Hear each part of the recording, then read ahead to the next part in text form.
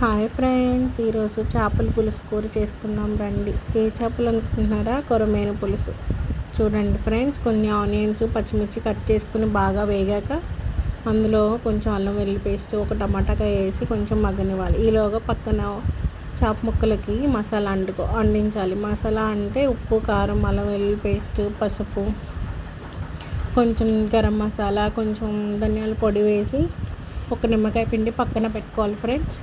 పక్కన పెట్టుకొని ఈలోగా చింతపండును కూడా పక్కన కొంచెం వేడి నీళ్ళలో వేస్తే తొందరగా వస్తుంది ఫ్రెండ్స్. అది చేసి కొంచెం గుజ్జు చిక్కగా పెట్టుకొని పక్కన పెట్టుకోవాలి ఫ్రెండ్స్. సరిపడినంత ఉల్లిపాయలు బాగా మగ్గిపోయినాక టమాటాలు, తర్వాత ఈ నానబెట్టుకున్న చేప ముక్కలను వేసేసి ఆ పులుసు పోసేసి మూత పెట్టుకోవాలి ఫ్రెండ్స్.